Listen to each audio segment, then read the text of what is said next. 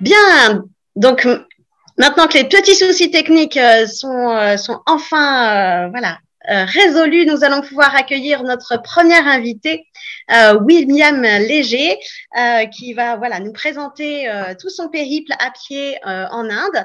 Merci William d'être avec nous. Et puis, merci à vous de m'accueillir. Vous passer la parole. À plus tard. Merci beaucoup, merci de m'accueillir. Bonjour à tous. Effectivement, on va essayer de partir un petit peu en Inde pour un périple que j'ai réalisé il y a 2 ans.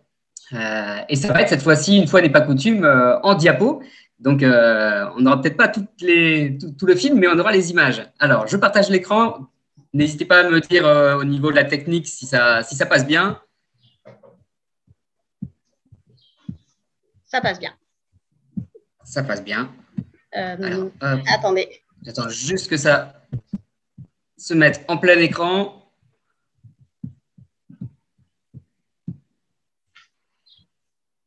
Est-ce que c'est bon pour vous? C'est bon pour nous. Alors, c'est parti. Donc, bonjour à tous. Je m'appelle William Léger et effectivement, j'ai réalisé un sacré périple il y a 2 ans, de février à mai 2019, tout simplement, bien loin des temps des confinements, etc. Et j'ai remonté l'Inde à pied, comme vous pouvez le voir. Via ce parcours, vous allez mieux comprendre en fait ce qui s'est passé. 2808 km, on a du mal à réaliser ce que ça pourrait être. En fait, c'est un petit peu la distance entre Paris et Moscou. Voilà, donc ça c'est en 83 jours, en moins de 3 mois, pour des soucis de visa dont je parlerai tout à l'heure. Mais c'est une distance assez impressionnante, c'est plus grand que le Groenland ou des choses comme ça. Voilà. Prenez une carte, réalisez ce que c'est quand même pas mal. Ça fait du 34 km par jour en moyenne. J'étais parti sur un 30-31 km par jour, normalement. J'ai dû pousser un petit peu pour arriver dans les temps. Il y a une vraie course contre la montre qui s'est installée parce que je voulais voir un maximum de choses.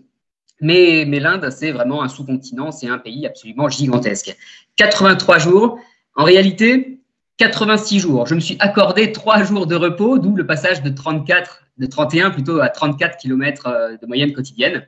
Et surtout, eh bien, c'était seul, sans assistance, bien entendu, sans équipe autour de moi, sans personne, tout simplement, avec du matériel que j'ai dû garder, que j'ai dû porter sur moi du début à la fin. Alors, vous voyez sur cette photo, le poids du sac, avec le sac inclus, bien sûr, était inférieur à 4 kg au départ, 3,9 kg. Ça, c'est sans compter l'eau que je pouvais avoir sur moi. J'avais une poche Camelbag qui faisait 2 litres, donc 2 kg en plus. J'étais donc au maximum du poids au début de la journée ou à chaque fois que je pouvais remplir ma grosse gourde à 6 kg. En fait, j'ai perdu 700 grammes à mi-parcours. Mi-parcours, c'est-à-dire quand même au bout de 1400 km de marche. Parce que tout simplement, eh bien, je me suis séparé d'une de mes paires de chaussures. Vous voyez, toutes les tenues étaient doublées. C'est-à-dire que pour le film, j'avais 2 fois la même chemise exactement, 2 fois le même pantalon, 2 fois la même paire de chaussures. Pour les raccords, c'était beaucoup plus facile. Tout était doublé. Le matériel était ultra léger. Je suis parti juste avec une petite GoPro. Donc, c'était une stabilisation intégrée pour ceux qui se posent la question. C'est un modèle assez récent, ce qui permet d'avoir quelque chose qui fait juste quelques grammes, quelques centaines de grammes, et pourtant avoir comme ça une belle qualité d'image, comme certains pourront le voir sur le film. C'est pas beaucoup de matériel, et surtout, vous verrez, il n'y a rien pour dormir, il n'y a rien pour faire à manger, etc. Parce qu'en Inde, on trouve tout partout. Alors, j'ai commencé ce périple tout en bas, tout au sud, dans la ville de Kanyakumari, anciennement le Cap Comorin, puisqu'on essaye de redonner un caractère indien à toutes ces villes. Cap Comorin, c'était la version britannique, si on veut. Ce point de départ, je l'ai voulu tout en bas de l'Inde, la ville la plus au sud de tout le sous-continent indien, bien entendu, un lieu de pèlerinage sacré, très important. Alors, c'est la statue d'un philosophe qu'on voit comme ça au large, mais c'est vrai que tous les Indiens veulent y aller au moins une fois, c'est quelque chose de très impressionnant. Pourquoi j'ai voulu commencer par en bas? Eh bien, à cause du climat notamment, puisque commencer par le sud, où il fait déjà très chaud en février, me permettait de remonter au fur et à mesure que les chaleurs remontaient et m'accompagnaient. Mine de rien, si j'ai commencé à 27, 28 degrés, et franchement, ça passait très facilement, eh bien, je me suis très vite, au bout de quelques semaines, retrouvé à des 40, degrés de moyenne, jusqu'à 45 degrés de moyenne à l'ombre dans le Rajasthan. Sachant qu'il n'y a pas d'ombre la plupart du temps là où je marchais, c'est vrai que c'était assez compliqué. Mais nous y reviendrons. Kanyakumari, en tout cas, c'était le point de départ. Le point final, le point d'arrivée, c'était New Delhi, la capitale du Nord, finalement, tout en haut. Pourquoi je ne suis pas allé tout droit? Eh bien, tout simplement parce qu'il y a 7000 km de côte en Inde et c'était important pour moi de vraiment passer aussi sur les côtes, pas aller tout droit dès le départ. Je voulais voir un maximum de choses de l'Inde, faire le portrait de l'Inde. Ça me semblait important, voilà, de passer aussi par les côtes et voir tous ces villages de pêcheurs qui comptent énormément en Inde. Alors, ce qui est intéressant, c'est que quand on est touriste, quand on est étranger, comme ça, aventurier ou pas, peu importe, on ne passe jamais inaperçu. Alors, dans les lieux touristiques, bien entendu, il n'y a pas de difficulté. Tout le monde a déjà vu des Blancs, j'ai envie de dire, des Occidentaux, bien entendu. Mais dès qu'on arrive dans le cœur du pays, dès qu'on arrive dans les tout petits villages, on est l'attraction. On est forcément l'attraction. Il y a une très grande curiosité de tous nos amis indiens. Et une curiosité là-bas, ce n'est pas une personne, c'est tout de suite 10, 15, 20 personnes. Il y a un attroupement. ದೇವರೇ ವಿಲಿಯಂ ಅವರು ಕನ್ಯಾಕುಮಾರಿಯಿಂದ ಕಾಶ್ಮೀರ ಇದು ಡೆಲ್ಲಿವರೆಗೆ ಸ್ವಾಮಿ ದೇವರೇ ಪಾದಯಾತ್ರೆ ಮಾಡ್ತಾ ಇದ್ದಾರೆ ಸ್ವಾಮಿ ಅವರಿಗೆ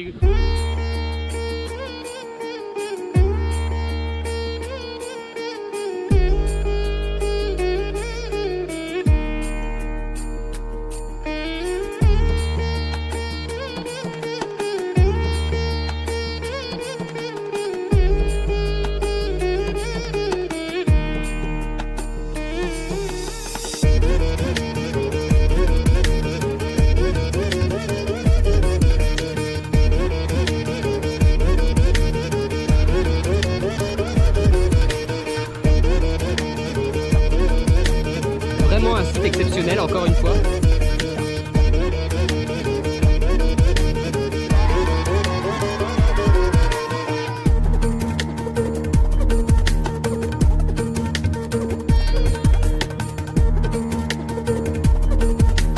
Là-bas, c'est des 1000 km.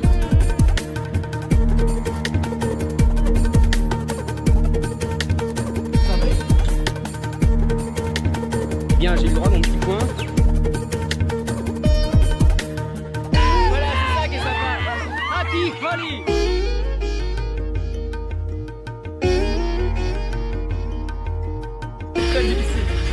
Je vis très très mal cet éloignement.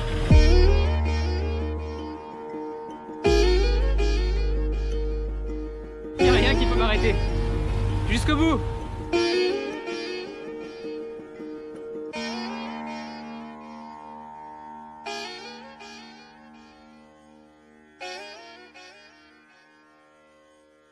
Vous savez quoi? J'ai chaud. J'ai super chaud. Ouh, j'ai chaud. Eh bien, rebonjour à tous et à toutes et rebonjour William. Désolé, on a eu un petit souci technique tout à l'heure. Donc, on va reprendre une séance. Alors, on ne pourra pas malheureusement reprendre tout ton diaporama, ta présentation, parce que effectivement le temps est un peu imparti. Mais par contre, on va quand même retracer ton voyage et ton périple en Inde par quelques jeux de questions-réponses. Donc, déjà avant tout, peut-être que tu peux reprendre, je dirais, une sorte de résumé, synthèse de ton voyage, tel que tu as commencé à nous le présenter tout à l'heure, en expliquant que tu partais du sud de l'Inde pour rejoindre New Delhi, et puis nous expliquer un peu quel était le sens et pourquoi tu as fait ce voyage-là. Ok, très bien. J'espère que cette fois-ci, ça ne va pas couper. Alors, d'ailleurs, je ne sais pas à quel moment ça va couper, mais peu importe. On va résumer tout ça. J'ai remonté l'Inde à pied, effectivement, de Kanyakumari, donc la pointe sud du sous-continent indien, pour remonter jusqu'à la capitale dans le nord, New Delhi. Ça représente 2808 km exactement. Donc, c'est déjà un grand morceau de territoire quand même. Au-dessus, il ne reste que l'Himalaya, mais je n'étais pas parti dans cette optique-là, d'autant que finalement, au niveau du visa, ce n'était pas possible. Donc, il y a une certaine course contre la montre qui s'est assez rapidement engagée. Donc, si l'aventure était bien entendu humaine essentiellement, elle était aussi sportive. Puisque pour rentrer dans le visa, si on veut qu'il dure 3 mois, au bout de 3 mois, il faut quitter le territoire une première fois. J'avais 90 jours pour faire ces 2808 km, c'est-à-dire que j'ai marché 34 km par jour en moyenne. ce qui est pas mal, sachant que c'était en pleine saison sèche. Et ça, c'est quelque chose qui me tenait à cœur. Je voulais essayer de goûter l'hospitalité, d'une certaine manière, en Inde, dans la période la plus inhospitalière qui soit. Et j'ai bien eu raison, puisqu'on était à des moyennes de 40, 42 degrés à l'ombre, sachant qu'il n'y a pas d'ombre. Pendant une bonne grande partie de mon parcours, on est monté à 45 degrés dans le Rajasthan, dans un des étés, en tout cas des périodes sèches les plus difficiles de l'histoire de l'Inde, où il y a eu vraiment beaucoup de morts, etc. C'était assez terrible. Mais voilà, ça c'était le côté un peu physique. Pourquoi ? Parce que je voulais montrer à mes enfants, je suis un jeune papa, ils avaient 2 ans et 4 ans au moment du voyage, et je voulais leur montrer que même un papa, voilà, enseignant, 37 ans, marié, 2 enfants, la petite vie normale, on pouvait tout lâcher et puis vivre ses rêves, aller jusqu'au bout, montrer un peu de dépassement de soi, qu'on pouvait dépasser ses limites, sortir de sa zone de confort. Donc c'est quelque chose qui était important pour moi. Ça part d'un sentiment de rendre fiers mes enfants finalement en réalisant mes propres rêves. Donc c'était pour moi, pour eux. Et c'est ça qui m'a fait réussir tout simplement, parce que juste pour moi, j'aurais certainement abandonné très très vite. Mais savoir que je ne pouvais pas arrêter pour mes enfants parce que j'étais en train de leur montrer quelque chose, c'est quelque chose qui m'a tenu en haleine du début à la fin et qui a fait certainement que j'ai réussi. Alors justement, pour avoir eu la chance de voir ton film à Massy en septembre dernier, c'est un super beau film qui m'a beaucoup marqué. Et à un moment, justement, dans le film, tu expliques que cet éloignement avec tes enfants, ta famille, quelque part, t'a pesé énormément le fait de sentir quelque part cette solitude, mais au milieu d'un pays de près de 1 milliard d'habitants. Donc, c'était très touchant. Est-ce que tu peux justement appuyer un peu cette idée-là de l'éloignement de la famille dans un pays de 1 milliard d'habitants ? Bien sûr, c'est quelque chose qui peut sembler contradictoire. Et moi-même, j'avais voyagé plusieurs fois, plusieurs mois dans le pays. Je ne pensais pas ça possible. En fait, oui, on peut se sentir seul et même extrêmement seul dans un pays de quasi 1,5 milliard d'habitants. C'est-à-dire qu'en dehors des très grandes villes, l'Inde, c'est 70% rural. Donc, il y a des tout petits villages espacés de dizaines de kilomètres souvent. Et j'ai marché seul. Vraiment, il n'y avait pas d'équipe, il n'y avait pas d'assistance. J'étais vraiment tout seul. Donc, c'est très, très, très compliqué. Surtout dans le nord où on n'a plus de contact avec les autres. Il n'y a plus les rencontres aussi faciles. Dans le sud, on est un peu l'attraction et tout le monde vient nous voir et c'est chouette. Dans le nord, on est un occidental parmi d'autres. Alors, on marche le long des routes et puis c'est tout. Personne vient nous regarder. Moi, quand je rencontre personne, je pense forcément un petit peu plus à ma famille. Et donc, l'éloignement se fait sentir de plus en plus. J'ai, comme je vous l'ai dit, 2 jeunes enfants qui avaient 2 ans et 4 ans à ce moment-là. Et c'est vrai que c'est compliqué. Pour la petite anecdote, au bout de 3 semaines, il y a mon grand en visio le soir qui me dit « Papa, j'ai dû demander à la maîtresse une photo de toi parce que je ne me souviens plus à quoi tu ressembles. » Donc, quand j'entends ça, je suis absolument terrifié. Enfin, c'est un moment des plus difficiles pour moi.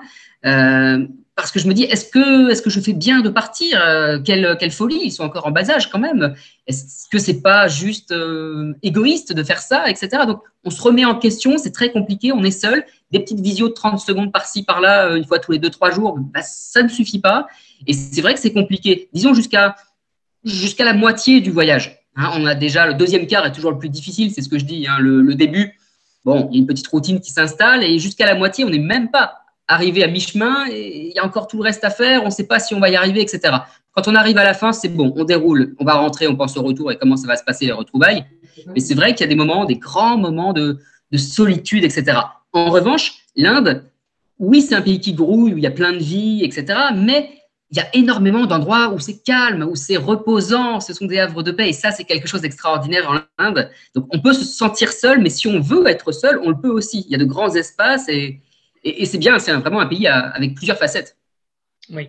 Alors, justement, en parlant un peu du parcours ou du moins de l'itinéraire que tu as fait, comment tu as préparé ton voyage? Comment tu as préparé ton itinéraire? Est-ce que c'était vraiment au feeling? Est-ce que tu as beaucoup bougé par rapport à l'idée première? Ou est-ce que tu y allais chercher des centres d'intérêt à tel ou tel endroit du pays? Comment tu as tracé en fait ton parcours? Je comprends donc que ça a coupé très très tôt dans mon exposition. Tout à l'heure dans mon exposé, j'ai fait tout le diaporama tout seul. Ok, bon. Désolé. Je ne savais pas quand ça avait coupé. Il n'y a pas de souci, ça doit venir de chez moi en plus. Alors, le parcours sur 2800 km, j'aurais pu faire tout droit, en fait, en passant par l'intérieur des terres de New Delhi, enfin de Kanyakumari à New Delhi. Mais ça ne représentait pas vraiment l'Inde, à mon avis. C'est-à-dire que l'Inde, c'est quand même 7000 km de côte. Et c'était important pour moi de montrer tous ces villages de pêcheurs, parce que c'est quand même super important dans le pays. Et j'ai décidé donc de longer toute la côte ouest, la côte de Malabar, elle s'appelle, jusqu'à Mahé, qui est un ancien comptoir français. Donc j'ai fait 533 km en un peu moins de 3 semaines pour longer cette côte de Malabar, donc tout le sud-ouest du pays, avant de m'enfoncer un petit peu dans les terres en traversant les Ghats occidentaux. Seule montagne que j'ai pu passer, évidemment, c'est pas très, très impressionnant, hein, un petit 1000 mètres de dénivelé positif et c'est bon, on est de l'autre côté. Mais en tout cas, j'ai décidé de montrer un petit peu ce côté côte qui est très important pour montrer l'Inde dans, pas dans sa totalité, mais dans le maximum de côtés possibles, d'aspects possibles. Après, par contre, j'ai été au plus droit possible, au plus rapide possible, ce qui fait que parfois, j'ai alterné des grandes routes, même des autoroutes. Ceux qui ont pu voir le film voient à quoi je fais allusion, des 14 voies sans espace pour piétons, j'étais vraiment sur l'autoroute. Et puis, des petits endroits magnifiques avec absolument personne, tranquille, des tout petits villages, des pistes parfois à la boussole, à couper les chemins. Donc, au plus rapide possible. J'aurais pu m'éviter sérieusement de très grosses routes en travaux avec sable, poussière, etc. en permanence, mais j'ai voulu faire le plus droit possible. Est-ce que j'ai dû faire des détours? Absolument pas. Il y a des lieux touristiques extraordinaires partout en Inde, absolument partout. Et j'en ai visité des dizaines et des dizaines sans faire le moindre détour.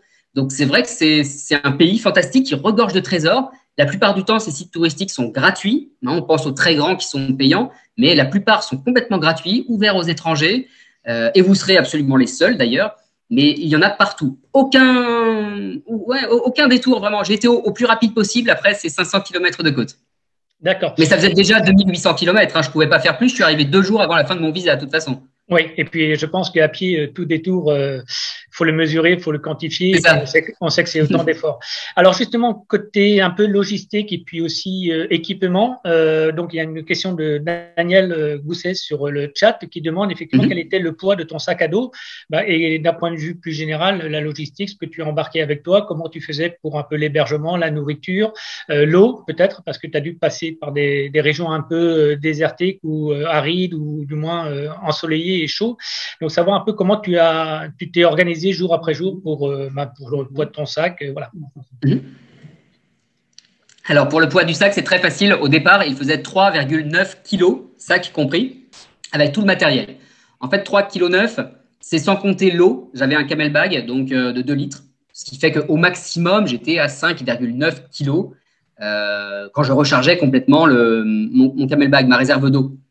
Je le faisais plusieurs fois puisque je buvais 6 litres d'eau par jour. Donc, je le faisais 3 fois 2 litres. Ça prenait pas mal de temps. J'ai gagné 700 grammes à mi-parcours, c'est-à-dire quand même après 1400 km de marche, parce que j'ai jeté une première paire de chaussures. Tout était en double. Hein. J'avais 2 fois la même chemise, 2 fois le même pantalon, 2 fois les mêmes chaussures, etc.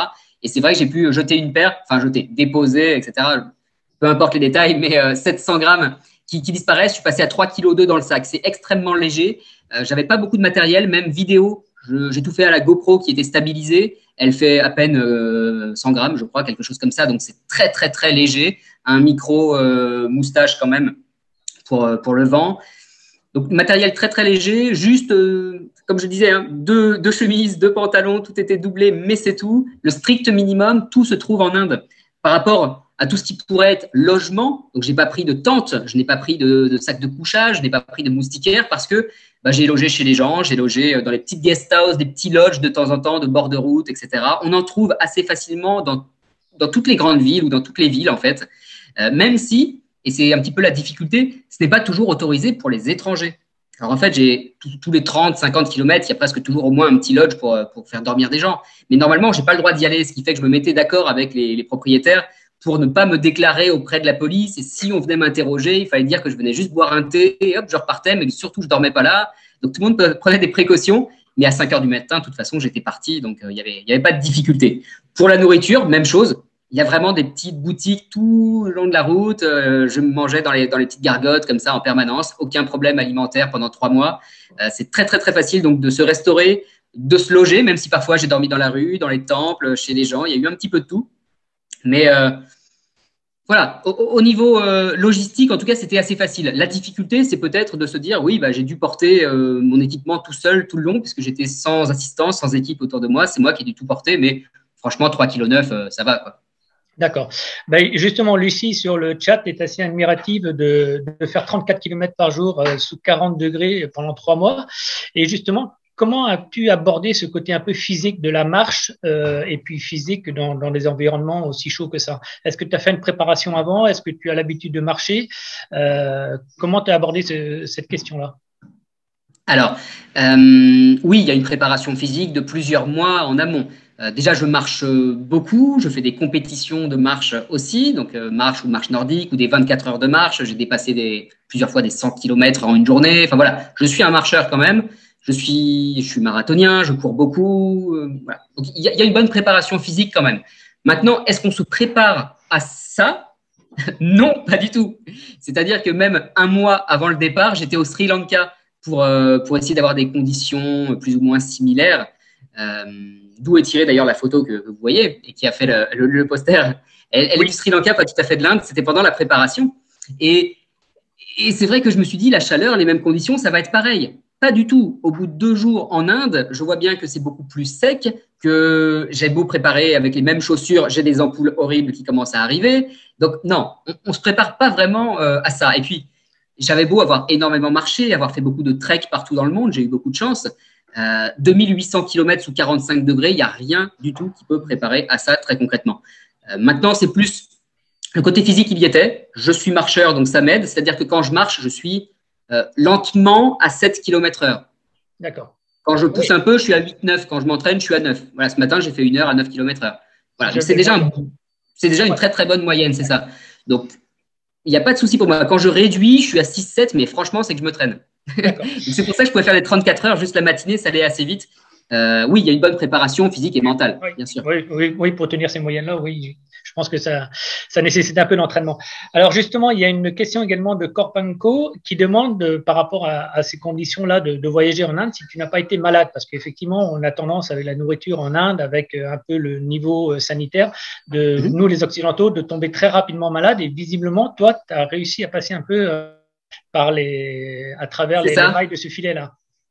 C'est ça. Alors, j'ai l'habitude de voyager et de manger toujours dans tous les boui-boui possibles, les petites cantines de route, de gare, etc. Donc, mon estomac est peut-être déjà un petit peu préparé. J'adore la nourriture indienne et tout ce qui est épicé, donc ça aide aussi. Non, aucun problème. 3 mois, vraiment aucun souci intestinaux. Facile. C'est en rentrant en France, en fait, j'ai pas pu manger pendant 5 jours et j'étais très malade. Vous voyez ? Ouais, tu as eu le retour de manivelle, quoi. C'est ça. Oui, mais ça veut dire quand même que quand tu es arrivé en Inde, tu t'es acclimaté au fur et à mesure, je dirais peut-être à la nourriture, à l'eau, ou tu es tombé directement dans le bain? Alors, au niveau de l'eau, je buvais uniquement de l'eau en bouteille. Là, je ne prends pas de risque du tout, je ne purifie même pas. Hein, vraiment, c'était de l'eau en bouteille que j'achetais en permanence. Les 6 litres par jour que je pouvais boire, c'était de l'eau en bouteille. Pour le reste, non, aucune acclimatation, sauf j'ai été malin, entre guillemets, dans le sens où j'ai commencé par le sud et notamment par le Kerala. Et c'est beaucoup plus facile parce que la nourriture est différente, c'est beaucoup moins épicé, c'est beaucoup plus sucré, c'est à base de noix de coco en permanence. Donc, c'est vrai que pour l'estomac, c'est beaucoup plus facile et ça permet une bonne adaptation. C'est ce que je dis souvent aux gens qui veulent partir en Inde. Quand on me demande par où commencer, je conseille assez régulièrement de partir par le Kerala parce que la nourriture est plus facile et puis tout le reste, hein, c'est beaucoup plus occidentalisé, entre guillemets. Tout le monde parle anglais. Enfin, voilà. Le Kerala, commencer par là, c'est plus facile. D'accord. Alors, il y a un autre aspect aussi dans le film qu'on avait visionné à Massy qui m'avait un peu marqué, c'est que tu expliquais effectivement que tu étais souvent oppressé par les gens, la population qui venait te voir, et puis d'un autre côté, il y avait ces émotions positives où les gens t'accueillaient, les émotions un peu négatives où effectivement tu avais l'air d'être un peu oppressé par ces gens-là.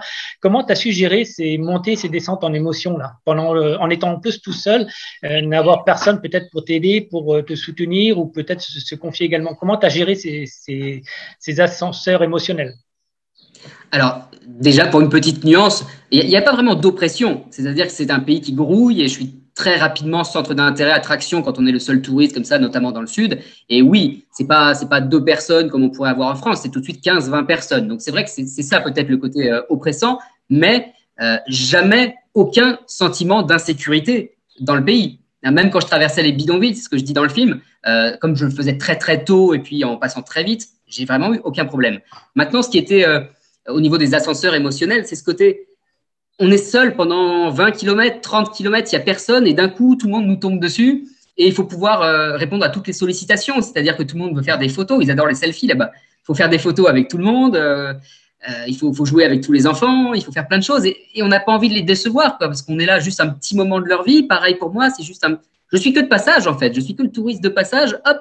Et si on prend pas, si on profite pas de ces moments-là, eh bien c'est déjà passé, c'est déjà trop tard. Donc j'avais besoin de le faire, mais c'était de temps en temps dans la tête, je me dis c'est super, mais c'est chronophage. Si je continue à parler, si je reste avec eux, je vais finir à 15h, à 16h, il va faire 45 degrés, c'est pas possible, il faut que j'accélère, faut que j'en reparte. Donc c'est un petit peu déstabilisant. Et puis le petit jeu qui arrive assez régulièrement, c'est le jeu du stop. C'est-à-dire que tout le monde est à scooter là-bas et tout le monde peut me prendre en stop. En stop, c'est 10 fois, c'est 15 fois, c'est 20 fois par jour. On s'arrête à mes côtés, on me dit allez, monte sur le scooter, je t'emmène au moins jusqu'à la ville d'après. Et je dois dire non à tout le monde. Et puis il se passe le mot de village en village. Et au village d'après, ils savent qu'il y a un petit Français qui marche et c'est le jeu, savoir qui va pouvoir me prendre en stop. Mais c'est surtout de très bons moments, de très bons souvenirs, même s'il y avait beaucoup de monde, c'est sûr. D'accord. Eh ben, on a aussi une question de nos amis québécois des aventuriers voyageurs qui demandent effectivement si le retour, je dirais, à la vie occidentalisée, parce que je crois que tu habites à La Rochelle, non, c'est ça? C'est ça. Si ça n'a pas été trop dur le retour à, je dirais, à notre vie de confort, notre vie, voilà, de tous les jours, même si on est peut-être dans cette année-là, c'est en 2020, 2021, un peu dans un contexte un peu différent. Mais est-ce que ça n'a pas été trop dur de revenir dans notre vie de tous les jours? Et est-ce que tu aurais d'autres voyages de ce genre à faire prochainement? Est-ce que tu as d'autres projets en tête? Alors, le retour a été très, très difficile. Je disais, j'ai pas pu manger pendant 5 jours quand je suis rentré en France. Alors, l'accueil était fantastique, hein. À La Rochelle, tout le monde m'attendait, c'était vraiment génial. Mais le contre-coup a été terrible psychologiquement de se dire que voilà, j'ai réalisé un rêve, j'ai plus rien, je vais pas mettre mon sac le matin, mes chaussures et repartir. C'est vrai que c'était compliqué. Ça a été compliqué donc psychologiquement. Tout le monde m'a dit que j'étais absent, complètement absent, que je n'entendais pas, je répondais pas pendant une semaine, j'étais complètement ailleurs. Et physiquement, ça a duré plusieurs mois avant de vraiment reprendre des grosses séances de course à pied ou de marche, etc. Et puis ça a duré encore plus longtemps pour enlever toutes les douleurs. Finalement, le confinement m'a permis de plus avoir de douleurs, mais c'est très très très long parce que une fois qu'on a atteint une sorte d'apothéose, on se dit qu'est-ce qu'on fait après? Et revenir juste à s'occuper des enfants, de retravailler, c'est vrai que c'est compliqué. Alors pour ça, on fait plein de nouveaux projets en permanence. Et je suis quelqu'un qui fait plein de projets tout le temps. Covid m'a pas aidé parce que j'aurais dû repartir dans plusieurs endroits, pour plusieurs destinations, notamment au Kyrgyzstan, notamment en Scandinavie avec une trottinette. Voilà, il y avait plein de projets qui étaient prêts et ça n'a pas pu se faire parce que confinement, parce que limitation kilométrique et tout. Mais alors pour ceux que ça peut intéresser, je commence en ce moment, malgré le confinement et les kilométrages, à retourner des petites choses d'aventure, plutôt des micro-aventures dans ma région. Alors, j'habite La Rochelle. On peut croire que c'est l'endroit le plus calme au monde et qu'il n'y a pas de difficulté. C'est sûr qu'il n'y a pas la grande montagne, mais on peut quand même faire pas mal de choses, partir pour plusieurs journées, dormir dans des forêts, des bivouacs, des choses comme ça. Donc, je vais faire des petites vidéos. Donc, sur les réseaux sociaux, William Léger Aventurier, vous trouverez ça sur YouTube, etc. très prochainement. J'ai plein de projets. Dès que ça rouvre, je repars très loin. Très bien. Bon, on va arriver à la fin, effectivement, des questions-réponses. Justement, c'était un peu là-dessus que je voulais conclure, c'est de savoir comment on reste en contact avec toi. Donc, tu expliques que tu as un blog, mais également où est-ce que l'on peut regarder ton film, qui est absolument touchant et superbement réalisé. Et ensuite, je crois savoir que tu as un projet, ou du moins, tu es en préparation d'un livre également pour retracer cette aventure. Alors, le livre est écrit. Pour l'instant, c'est difficile de trouver preneur au niveau des maisons d'édition, mais j'y crois toujours. Si les gens entendent, je dis comme Dominique, ce sera la même chose. Les projets, oui, effectivement. Donc, William Léger Aventurier sur tous les réseaux. Pour le film, ça peut être l'occasion, j'ai pas encore envoyé le dossier, mais de l'envoyer sur votre site, ce serait pas mal quand même, hein, que tout le monde puisse le voir là-bas, sur le site d'ABM, sur la plateforme. Ben voilà, donc justement, c'est la bonne transition avec nos amis aventuriers voyageurs. Effectivement, on va proposer ton film sur la plateforme que l'on vient de mettre en place à nos amis québécois, et ce serait un grand plaisir de partager ce film-là. Je vous ai dit, j'ai trouvé très très touchant ce film. Voilà, merci beaucoup. Merci William, merci pour ta présence. Ça a été un peu effectivement compliqué. On a eu quelques soucis techniques. Désolé. Bon, non, mais de notre côté aussi, on apprend et puis voilà, c'est une nouvelle expérience. Bon, très bien. Merci à vous. Merci. Et à puis, très bientôt. Merci, à bientôt. Et merci William. Donc...